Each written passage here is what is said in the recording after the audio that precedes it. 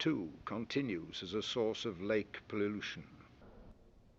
There's a cement encased sewer line that's an overflow line out of the village of Liverpool. It runs right out in the middle of the lake. Anybody know that? I know it because I hit it with my boat. It cost me a fortune to get my boat fixed. And that's probably the only reason why I know it. The disagreeable odors emitted by the plant keep people away from usable areas of the lake.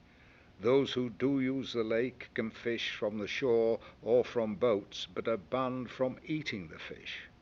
Swimming in Onondaga Lake is still prohibited some 65 years after the first swimming ban went into effect.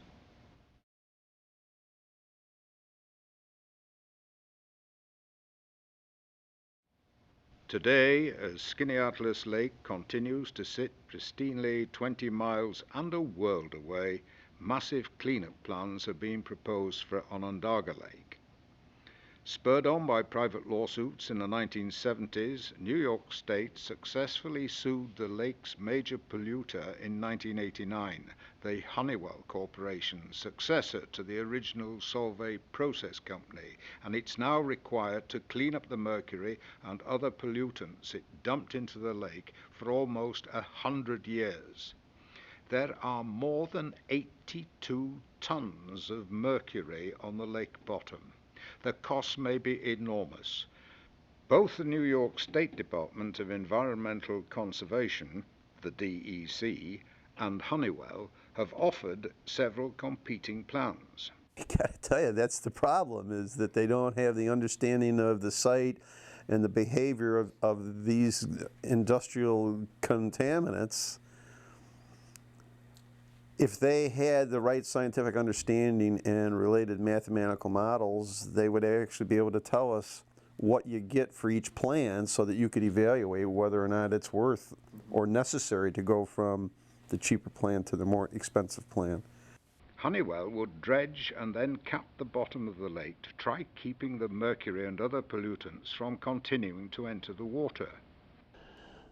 That plan is not adequate. It is not acceptable to the nation, because it allows Honeywell to only clean up 20% of the mercury in the bottom of the lake. People should understand that the mercury is as deep as 60 feet deep into the lake, that it's still leaching in from the Solvay shoreline 5 times faster than it's leaving. Honeywell's proposals range in costs from $200 million to $1.2 billion and would dredge up to 11 million cubic yards of lake bottom. The DEC's proposal would cost up to $2.3 billion, dredge 21 million cubic yards, and take 17 years to complete. Neither organization's proposals would completely clean up the lake. Both represent the largest public works projects ever undertaken in upstate New York. The various proposals are collected in a 3-volume report that is as thick as 5 large telephone books.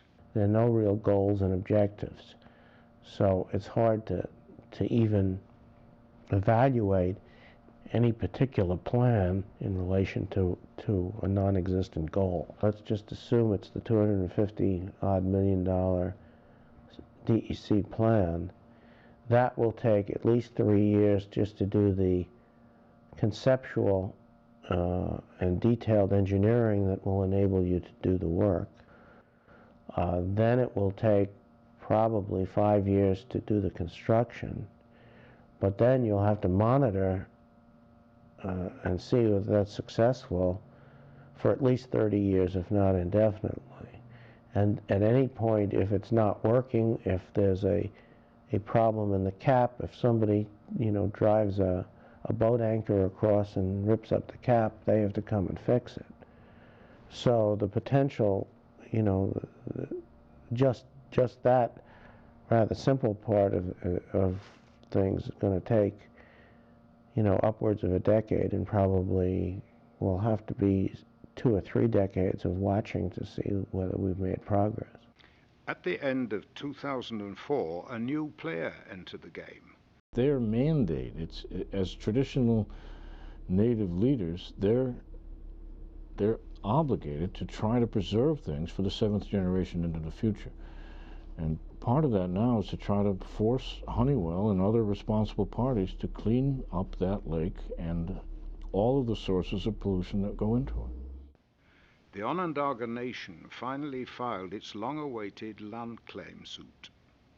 The Onondagas, like other Native American nations in upstate New York, claim that their tribal lands were illegally taken away in the 18th and 19th centuries. Unlike other nations, however, the Onondagas are not seeking to have their lands returned. They are instead asking that Onondaga Lake, an important part of their cultural heritage, be completely restored. In their view, neither the Honeywell nor the DEC plans go far enough to clean up the lake. The Superfund Act mandates that an Indian nation should be consulted throughout the process. They would like to see it restored to where the water is drinkable, the fish are edible, and it becomes a recreational and spiritual center that it was before.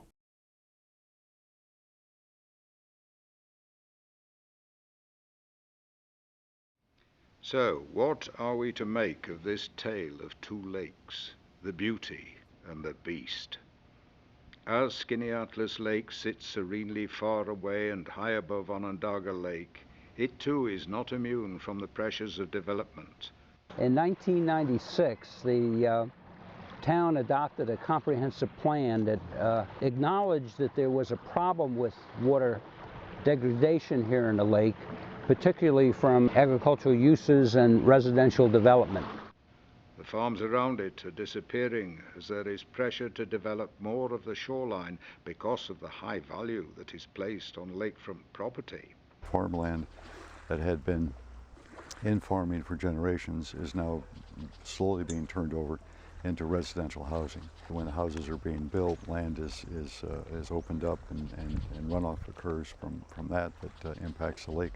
The use of pesticides and herbicides and things of that sort on lawns, septic systems that fail, all those things are potential problems in the future.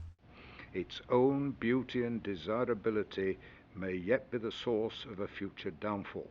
By hundreds of people focused on maintaining the quality of Skaneateles Lake.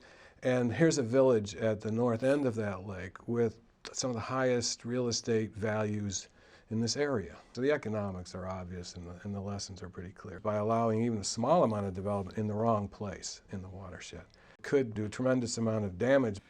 But Skaneateles does have its protectors, and they are wealthy and powerful, and as history has shown, they will go to extremes to protect it. It's the literal proof that, an ounce of prevention is worth a pound of cure.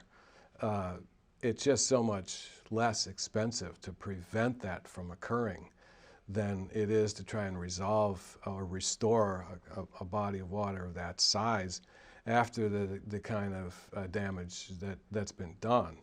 That's a lesson that's hard not to learn from the Onondaga Lake experience. Unless we get some sort of an organized plan and we get better zoning controls and planning throughout the entire watershed, we're going to get greater development and more runoff into the water. There's a need for vision in this, and there's a need for commitment to do some things that are probably politically unpopular to do.